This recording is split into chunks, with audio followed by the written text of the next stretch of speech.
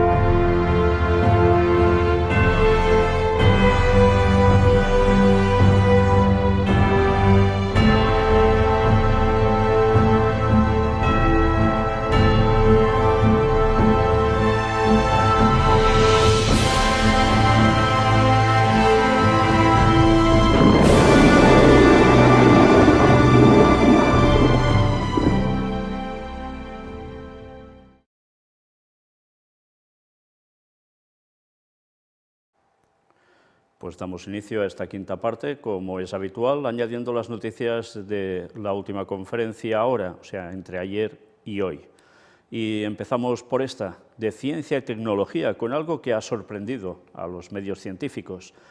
Y es esto: descubren el primer anticuerpo que ataca las células madre del cáncer, frena la propagación de tumores y previene la metástasis, o sea, la extensión. En fin, ahora de momento se ha hecho todo en ratones, pero promete mucho y parece ser que puede cambiar la forma de tratar el cáncer. Veremos hasta dónde llega esto, pero en principio parece una buena noticia. Y ahora otras que ya no lo son tanto. Empezamos por Latinoamérica, concretamente Colombia. Registra la masacre número 36 en lo que va de año tras la muerte de 5 personas. Pero nada, un poco después, un grupo armado asesina a 4 personas en el sur de Colombia y el número de masacres asciende a 37 en 2022, casi nada, ¿eh? Y noticia para México, reportan 11 muertos por enfrentamiento en una carrera clandestina de caballos. Qué cosas, ¿eh? Y noticia para Estados Unidos, un adolescente mata a 6 personas al estrellarse contra una camioneta mientras conducía a más de 240 kilómetros por hora grabando un vídeo para TikTok. Pues vaya gracia de vídeo, ¿eh? Lo que ha ocasionado. Y bien, ahora nos adentramos de nuevo en esas profecías de Isaías, Daniel, Apocalipsis, Ezequiel, que, como es habitual, estamos inmersos de lleno en ellas y vamos a ver también algunas más que aún nos tenía que mostrar y aún nos mostraré en una siguiente conferencia. Un nuevo comprador para el carbón ruso. ¿Por qué la India y cuáles son los factores clave? Las importaciones indias de carbón ruso aumentaron en marzo a niveles no registrados desde hacía más de 2 años. ¿Y por qué? Pues porque ya sabéis, le están haciendo un veto total a Rusia y como ya no lo va vendiendo o no le dejan vender a lugares tradicionales que ahora son enemigos declarados, pues ¿qué hace? Buscarse mercado en la India, y ese mercado en la India da para mucho. En palabras del director de investigación de materias primas de minería y energía en el Commonwealth Bank of Australia, Vivek Dhar, los mercados sospechan que la India y China pueden impulsar las importaciones de carbón de Rusia, compensando parte del impacto de la prohibición formal de la Unión Europea sobre las importaciones de carbón ruso. Ya veis, ¿hacia dónde irá? Si no va hacia Europa, pues hacia India y China. Y alguna frase interesante: los países en desarrollo tienen pocas opciones, o aumentar los precios y enfrentarse a consecuencias sociales y económicas muy graves, o subvencionar los precios de la energía, lo que afecta duramente al presupuesto. no falla, con lo cual se genera crisis.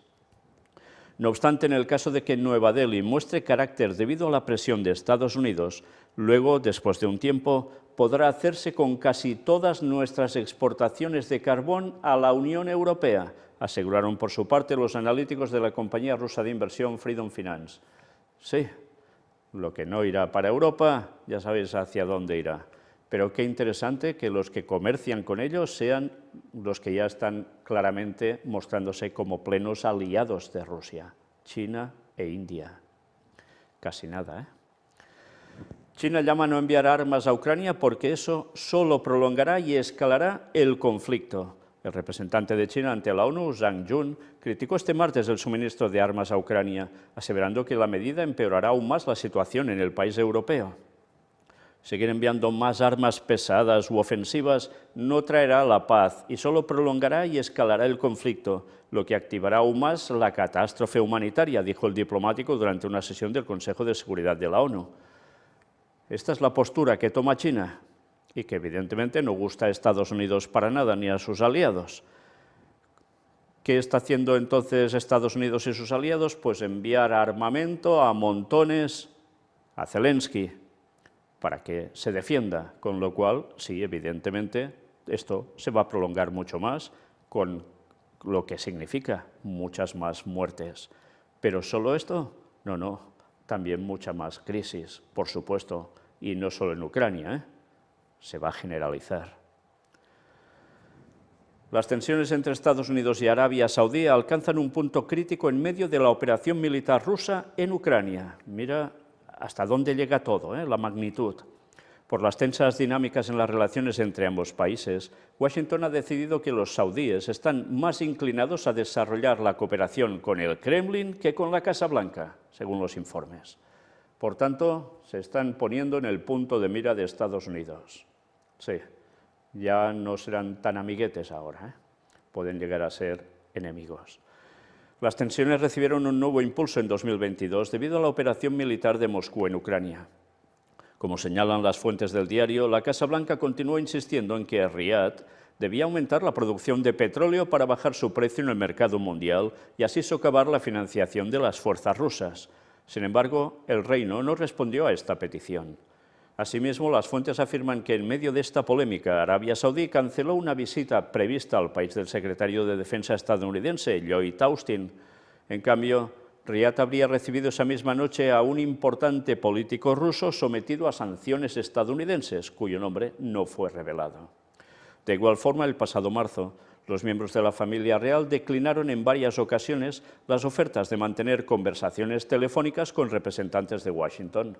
Por las tensas dinámicas en las relaciones entre ambos países, Estados Unidos ha decidido que los saudíes están más inclinados a desarrollar la cooperación con el Kremlin que con la Casa Blanca, concluye el medio. Sí, recordad esto, porque de esto hablaremos cuando tratemos Gog-Magog. Dicho esto, más noticias. Estados Unidos, Australia, Japón y Nueva Zelanda expresan su preocupación por la firma del Tratado de Seguridad entre China y las Islas Salomón. Los funcionarios de los 4 países representados compartieron sus preocupaciones sobre un marco de seguridad propuesto entre las Islas Salomón y la República Popular China y sus graves riesgos para un Indo-Pacífico libre y abierto, reza un comunicado de la Casa Blanca. Además, se señala que Estados Unidos decidió intensificar la cooperación con dichos países para hacer frente a los retos del siglo XXI en la región, entre ellos la seguridad marítima y el COVID-19. Ya lo veis, todo en el mismo saco. Pero una vez más, tensiones con China, y ya veis también en qué zona, el Indo-Pacífico. Y atención a esto. Mensaje de Putin a Occidente tras el lanzamiento de su nuevo misil Satán II. Sí, vaya nombrecito, Que se lo piensen 2 veces quienes nos amenazan. Sí, esto es lo que llega a decir Putin, porque ahora vais a ver el lanzamiento y es un lanzamiento que se estima que el radio de acción de este misil sea de entre 17.000 y 18.000 kilómetros. Casi nada, Bueno, pues Putin con esto hace el qué, lo que se conoce como sacar músculo, amenazar. Cuidado, porque si nos queréis hacer algo, se lanza esto. Y esto no es una cuestión de bromas, porque mirad, Rusia realiza un exitoso lanzamiento de prueba del misil intercontinental balístico Sarmat, o Satan II, que no tiene análogos en el mundo. Desde el Ministerio de Defensa ruso indicaron que el misil dispone de características singulares que le permiten superar con garantía todos los sistemas de defensa antimisil existentes y prospectivos. No tiene parangón, vamos. Bueno, pues mirad qué llegan a decir. Tras la finalización del programa de pruebas del sistema, el Sarmat se incorporará al arsenal de las tropas de misiles de designación estratégica del país. El RS-28 Sarmat reemplazará al misil estratégico con base en silos más potente del mundo, el RS-20V Voevoda, SS-18 Satan, según la clasificación de la OTAN. En ese contexto, Putin destacó que durante la construcción del misil solo se usaron componentes y detalles rusos, lo que simplificará su producción en serie y su entrega a las tropas. Sí, todo hecho made in Rusia, vamos. El misil estratégico pesado RS-28 Sarmat tiene un alcance de 18.000 kilómetros y una masa al despegue de 208,1 toneladas, con una carga útil de alrededor de 10 toneladas. El cuerpo del proyectil, de 35,5 metros de largo y 3 metros de diámetro, permite alojar hasta 178 toneladas de combustible líquido. La ojiva del misil, denominado Satan II según la clasificación de la OTAN, esto, ya veis, este nombre se lo adjudica la OTAN, es de reentrada múltiple y cuenta con un sistema de guiado individual de cada munición. El misil se podrá desplazar hacia su objetivo a velocidades hipersónicas, superiores a Mach 17, casi nada, cambiando de trayectoria en rumbo y de altura para que ningún sistema de defensa antimisiles pueda interceptarlo. Bueno, pues mirad el lanzamiento de este misil. Pues ya veis con qué potencia sale, ¿eh? En fin, que todo está llegando a un punto que ya da que pensar, porque esto no son bromas, ¿eh? Esto no es pegar 4 tiritos. Sigamos, porque mira una vez más lo que aparece en escena o quién aparece en escena. Era noticia de este 21 de abril. El jefe de Hamás dialogó con el ministro de Relaciones Exteriores de Rusia. Ismail Haniyeh y Sergei Lavrov mantuvieron una charla en medio de las tensiones en el Monte del Templo. El jefe de Hamás, Ismail Haniyeh, mantiene una llamada telefónica con el ministro de Relaciones Exteriores de Rusia, Sergei Lavrov, sobre los desarrollos de seguridad en la Franja de Gaza y Jerusalén, según su oficina. Según la agencia de noticias palestina Shehab, Haniyeh expresó su agradecimiento por el apoyo de Moscú a los derechos de los palestinos en la mezquita de Al-Aqsa, en referencia a las tensiones que se viven en el Monte del Templo. El jefe del grupo terrorista acusó a Israel de impedir que los fieles lleguen al lugar sagrado de Jerusalén, agredir y arrestar a los fieles y destrozar propiedades. Según Shehab, Lavrov aseguró que Rusia siempre ha estado del lado del pueblo palestino en su derecho a la autodeterminación y su derecho a establecer su Estado palestino, al tiempo que denunció lo que llama el uso excesivo de la fuerza por parte de Israel.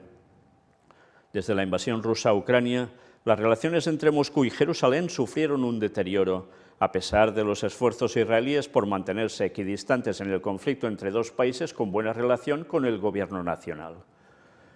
Mirad esto y analicémoslo bien, brevemente, pero un poco bien. Rusia apoya un Estado palestino. ¿Dónde? Evidentemente, en Israel. ¿El foco cuál es? La explanada de las mezquitas o el monte del templo. ¿Y todo esto qué significa? Pues que algo hay, una vez más, entre Rusia e Israel que no pinta nada bien. Y que, evidentemente, Rusia apoyando a los palestinos hace que Israel tenga dentro de sus propias fronteras y justo además en el centro de la capital, bueno, que es considerada Tel Aviv, pero lógicamente todo el mundo se inclina por Jerusalén, pues tienen el objetivo puesto allí y esto sería una merma brutal para Israel. graves problemas para Israel para poder hacer lo que quieran, porque ya sabéis que Israel está junto a Estados Unidos y sus aliados. ¿Y quién es el que impide los movimientos de Rusia en Oriente Próximo o en Medio Oriente? Pues lógicamente Israel, porque dicen que es la única democracia de toda esa zona. Bueno, pues era de esperar que tarde o temprano esto fuera en esta dirección. Y cuando veamos los temas de Gog-Magog, entenderemos muy bien esa profecía si tenemos todo esto presente. Aunque algunos digan que la guerra de Ucrania solo es guerras y rumores de guerras. Dicho esto, mirad, el mismo día, en medio de las tensiones en Jerusalén, Lapid dialogó con su par emiratí. Además, un grupo de funcionarios de países árabes se reunió de emergencia en Jordania para analizar la situación. El ministro de Relaciones Exteriores, Yair Lapid, habló con su par emiratí, Abdullah bin Zayed Al Nahyan, sobre el aumento de las tensiones en el complejo del Monte del Templo. Durante la conversación, que tuvo lugar el miércoles por la noche, los dos ministros de Relaciones Exteriores discutieron la dificultad de lidiar con las noticias falsas contra Israel en el mundo árabe y acordaron seguir trabajando juntos para promover la tolerancia religiosa y la paz entre Israel y los árabes del Medio Oriente. El ministro de Relaciones Exteriores de los Emiratos Árabes Unidos también expresó su agradecimiento por los esfuerzos israelíes para calmar la situación y expresó su comprensión por las dificultades en el terreno que enfrenta Israel, según un comunicado del Ministerio de Relaciones Exteriores de Israel. La llamada se produjo un día después de que los Emiratos Árabes Unidos convocaran al embajador de Israel en Abu Dhabi por las recientes escaladas en Jerusalén, en la primera reprimenda pública de este tipo desde que los dos países normalizaron las relaciones hace 1 año y medio. Por otro lado, funcionarios de países árabes, muchos de ellos de buena relación con Israel, se reunieron en Amán, Jordania, para analizar la situación en Jerusalén. Para los representantes de Emiratos Árabes Unidos, Marruecos, Túnez, Argelia, Arabia Saudita, Qatar, Egipto y la Autoridad Palestina, la situación amenaza con iniciar un ciclo de violencia sin mencionar los disturbios generados por los manifestantes árabes. Una vez más, ya estáis viendo la situación. Hay una serie de países árabes que de momento están en tratos buenos con Israel. Otros no, ya lo sabemos. Pero todo esto que está aconteciendo ya empieza a poner una serie de reservas a esa buena unión entre ellos, que evidentemente tiene mucho de comercial y de geoestratégica. Pero una vez más, todo esto, siempre el foco, el ombligo del mundo, Israel. Y cómo no, el ombligo del ombligo, que es la explanada del templo, o mejor dicho, la explanada de las mezquitas, conocido también como el Monte del Templo.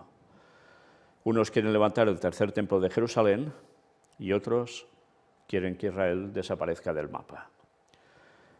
Y todo esto va a servirnos para tratar también próximamente un coloquio en el cual podremos hablar algo más sobre esta cuestión, que vale la pena conocer cómo está el tema hoy en día sobre el tercer templo de Jerusalén. Pero tiempo al tiempo. Sigamos. Ucrania. El Papa se une al llamamiento de la ONU a la tregua en Pascua. También era el día 21 de abril. Un alto el fuego con motivo de la celebración de la Pascua según el calendario juliano, el próximo 24 de abril. La petición de la ONU es acogida por Francisco y la Santa Sede.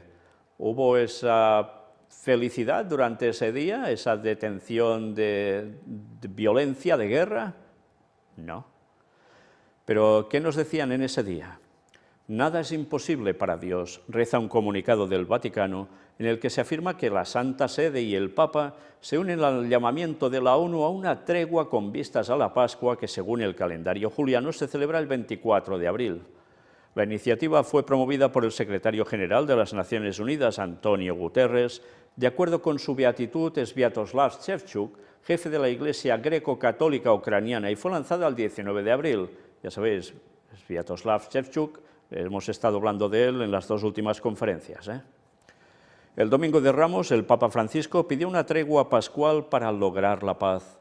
El texto de hoy invoca la protección del Señor para que la población atrapada en las zonas de guerra sea evacuada y se restablezca pronto la paz. También pide a los responsables de las naciones que escuchen el clamor de los pueblos por la paz. Qué bonito suena todo, ¿eh? Los mismos que mueven la guerra claman por la paz. Cuánta hipocresía, señores del Vaticano, cuánta hipocresía. Pero eso sí, la paz, evidentemente, no llegó ese día, no hubo tregua y no la está viendo tampoco ahora, ni la habrá. Taiwán comenzará a producir misiles superficie-superficie con un alcance de hasta 1.200 kilómetros. En un marco de elevadas tensiones con Pekín, Taipei aprobó el año pasado un presupuesto de 8.200 millones de dólares en gastos militares adicionales durante los próximos 5 años. Sí, la otra zona de conflicto que involucra a China y a Estados Unidos. Y atención también a esto, Turquía se pone seria. Ya habían pasado prácticamente 2 meses del inicio de la guerra y aquí vamos a destacar algo interesante. Fijaos bien en qué frases. Sin embargo, la guerra continúa sin evidencias de que pueda acabarse a corto plazo. Y Turquía se ha puesto seria y ha reprendido a algunos países de la OTAN por ello, sin nombrar específicamente a ningún país. El ministro de Exteriores turco, Mevlut Cavusoglu, ha asegurado que algunos países de la OTAN quieren que la guerra continúe para que Rusia se debilite. ¿Es tontería esto? No, en absoluto. Tras la reunión de los ministros de Exteriores de la OTAN, existió la impresión de que había algunos Estados miembros de la OTAN que quieren que la guerra continúe para que Rusia se debilite, ha indicado Cavusoglu en declaraciones recogidas por Anatolia, la agencia estatal turca de noticias. Sí, y esta es toda la sensación que da. Prefieren que la guerra vaya pasando y pasando y pasando, pero no para ser eliminada, sino pasando en días más conflicto, más desgaste. ¿Para quién? Sí, no solo para los aliados, sobre todo para Rusia. ¿Y por qué interesa eso? Porque cuanto más desgastada esté, llegará el punto en que tendrán el momento en el que podrán darle el golpe de gracia. Para eso están trabajando. Y sí, aquí se muestra como algunos países de la OTAN, evidentemente, como no se menciona ninguno, pero ya es de suponer que Estados Unidos está a la cabeza. Pero hay otro pequeño país que teóricamente no pertenece a la OTAN, pero que le da todo el juego, y es el que los mueve, que es ese pequeño país de Europa, que es el Vaticano. Sí, porque ya sabéis cómo va a terminar esto, ¿eh? La profecía es muy clara. Una vez más, qué importante es conocer la profecía bíblica, porque si no entendemos nada del libro de Daniel, capítulo 11, versículos finales, y algunos otros libros, no entendemos nada, nada de lo que está pasando, ni nada de lo que va a pasar. Y eso va a implicar perdernos la salvación. Sí, por eso hemos de dar este mensaje al mundo entero, y cuanto antes mejor, porque muchos pueden despertar aún a la verdad. Sí, no se trata de soy partidario de estos o de los otros, no, no se trata de eso. Se trata de ver que hay una guerra detrás de esto espiritual que va mucho más allá de los seres humanos, entre Cristo y sus ángeles y Satanás y los suyos. Porque Satanás quiere hacer algo en este mundo y para conseguirlo primero tiene que conseguir también todo un proceso en el cual está de lleno inmerso y tiene que ver precisamente con todo esto. Pero no vencerá, tenedlo claro. Aunque lo parezca, no vencerá. El vencedor es Cristo y su pueblo, cómo no. Y mirad una entrevista al periódico La Nación, el Papa Francisco con La Nación. ¿De qué serviría que fuera a Kiev si la guerra continuará al día siguiente? Ya sabéis que se pedía que el Papa fuera a Kiev, ¿eh? El pontífice explicó por qué no viaja a Ucrania y por qué no nombra ni a Putin ni a Rusia cuando habla de la invasión. Señaló que está dispuesto a hacer todo para frenar la guerra. ¿Qué dijo sobre cuándo visitará la Argentina? Pues también lo veréis. Era una entrevista del 22 de abril. Solo basta nombrar a Ucrania para que el Papa Francisco exclame una frase categórica. Estoy dispuesto a hacer todo para frenar la guerra. todo. Sus palabras y sus gestos delatan que no hay otro problema, fuera o dentro de la Iglesia, que ahora le preocupe más que la invasión de Rusia a Ucrania. En fin, es que uno se tiene que morder la lengua. Las guerras son anacrónicas en este mundo y a esta altura de la civilización, dice, también tajante. Tiene el mismo rostro lozano de hace 9 años, cuando lo eligieron papa, pero un desgarro en el ligamento de la rodilla complica sus posibilidades de caminar y lo obligan a renguear. Pasará, se resigna, aunque no acepta que lo infiltren. Prefiere ponerse hielo en la zona afectada y tomar algunos analgésicos. Los médicos le aseguraron que el problema desaparecerá con el tiempo. La recuperación de los ligamentos es lenta a esta edad, explica. Se lo ve muy bien, le digo.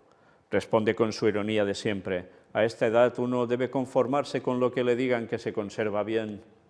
Durante el encuentro con La Nación se referirá también al contenido de una carta a un comunicador argentino en el que señaló que el periodismo practica la coprofilia, que significa el gusto por oler excrementos, y algo más que eso, que ya no hace falta ni mencionarlo aquí. Por cierto, esa fase de la entrevista ya me la salto porque no viene al cuento con lo que estamos presentando. ¿Por qué usted no nombra nunca a Putin ni a Rusia? Un papa nunca nombra a un jefe de Estado, ni mucho menos a un país que es superior a su jefe de Estado. Qué diplomacia la vaticana, ¿eh?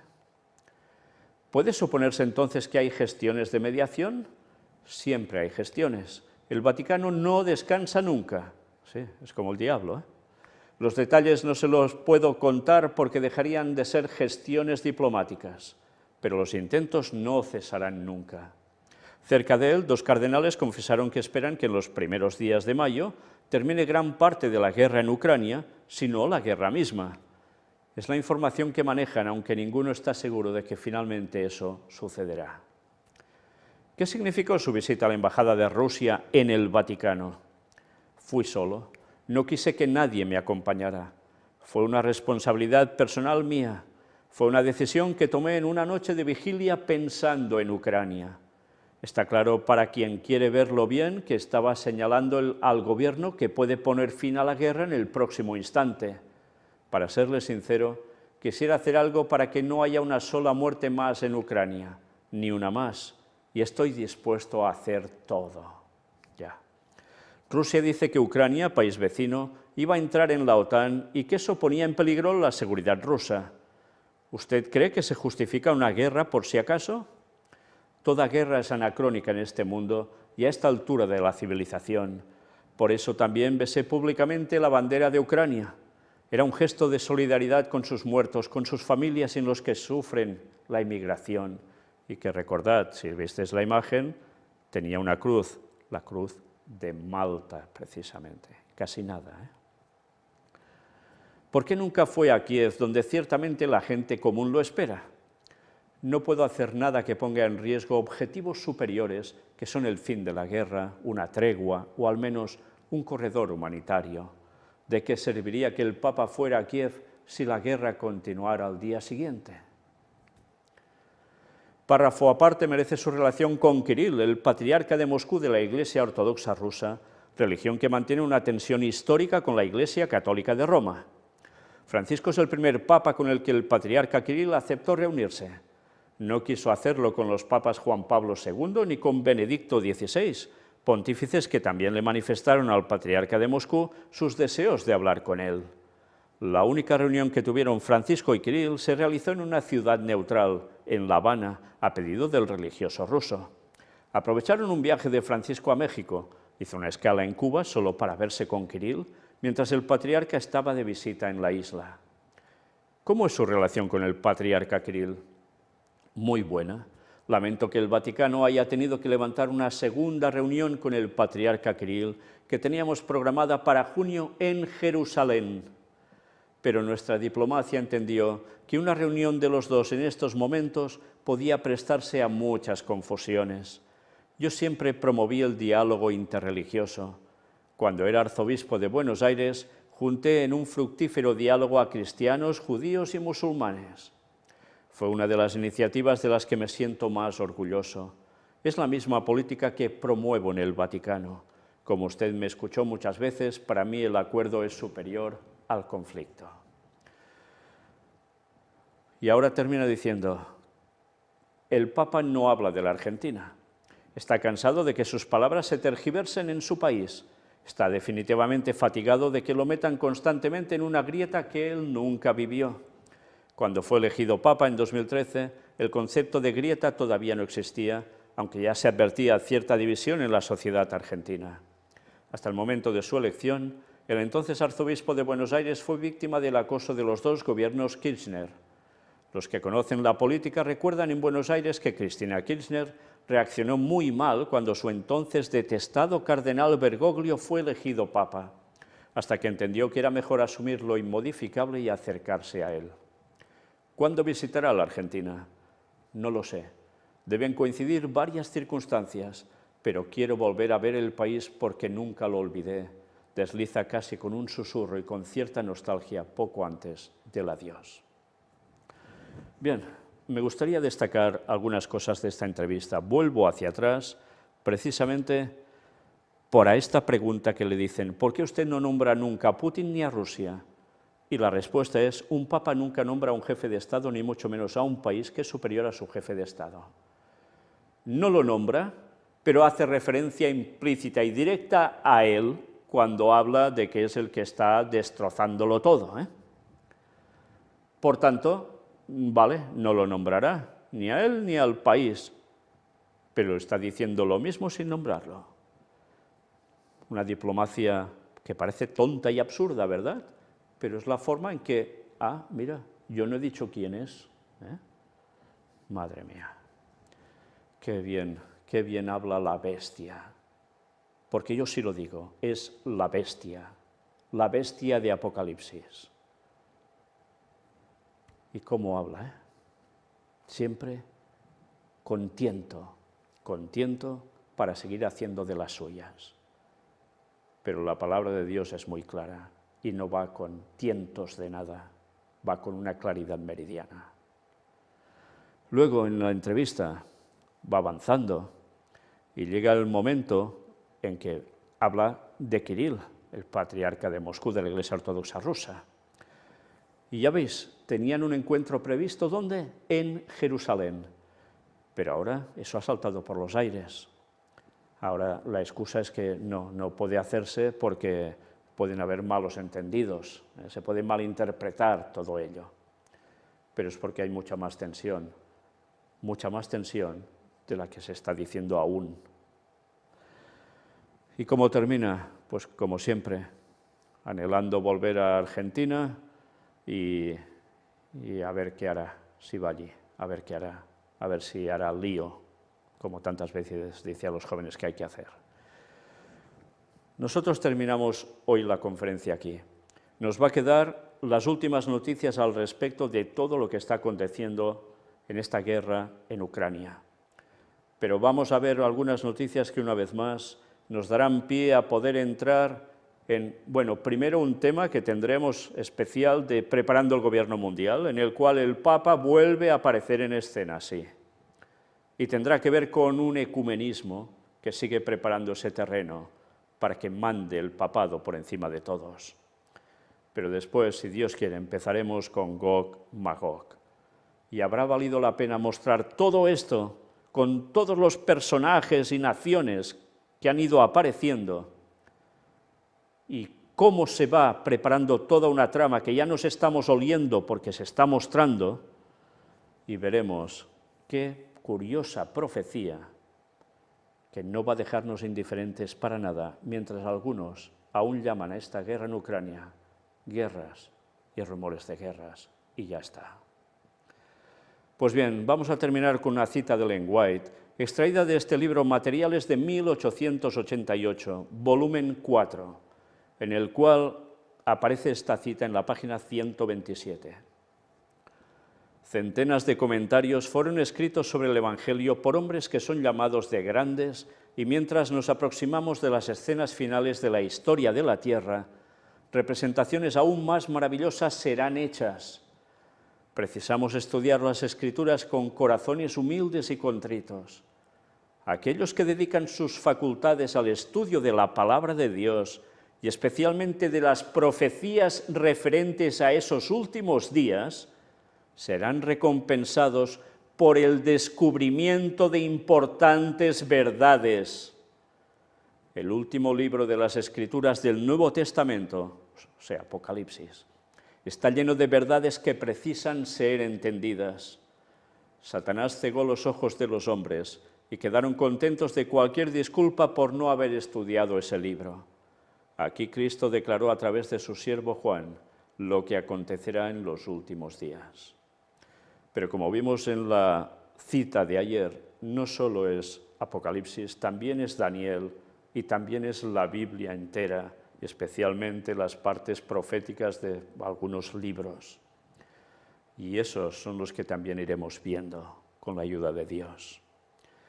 Pero qué precioso que en esos años ya dijera algo que ha ido aconteciendo y es conocer más de toda la profecía bíblica, pero de un modo especial, cuando ahora la gente solo habla de guerras y rumores de guerras y que esto indica que Cristo vendrá y ya está.